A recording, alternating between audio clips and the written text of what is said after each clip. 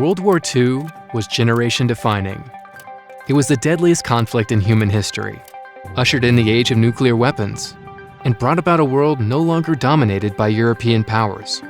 In the wake of its destruction, governments met to try to form a new world order.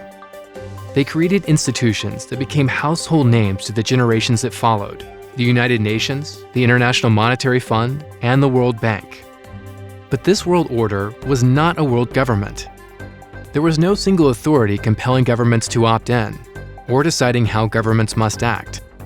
In fact, many of these institutions, especially the United Nations, became venues for the 4-decade Cold War competition between the United States and the Soviet Union. Yet during this period, and in the years after, fundamental changes came to the world. Global life expectancy surged, and the world population tripled.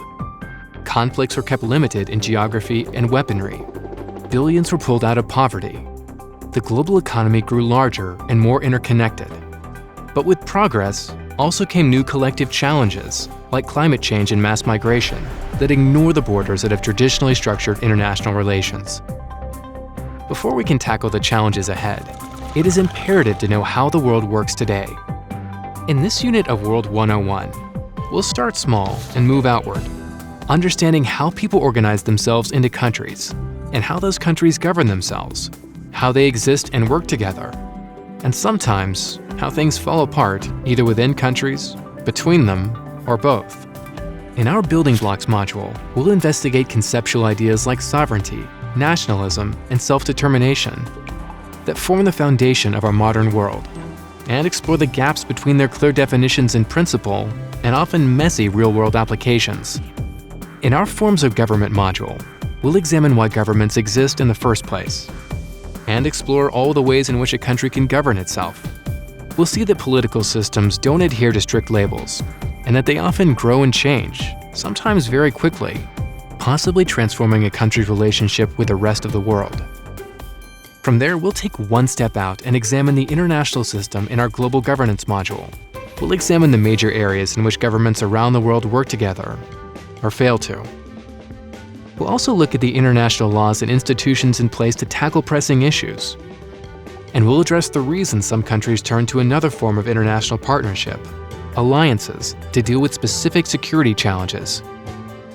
Finally, in our Conflict module, we'll take all we've learned about how the world is supposed to work and examine how, despite the new forums for diplomacy, peace remains elusive. We'll explain what the different types of conflict are, and why countries and groups fight with each other, ending with a look at some of the ways conflict can be prevented, managed, and resolved.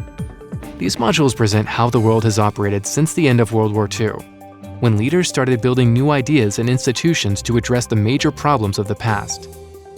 But the world has changed since then. It's become even more interconnected than ever before, allowing the decisions that individual governments make, whether to limit carbon emissions or allow terrorists to act from their territory, to affect many other countries and billions of people. When the COVID-19 pandemic ground the world to a halt in a matter of weeks, it showed that these global-era challenges weren't merely on the horizon. They have arrived and have the potential to change the way we live, the way governments operate, and the way the world works.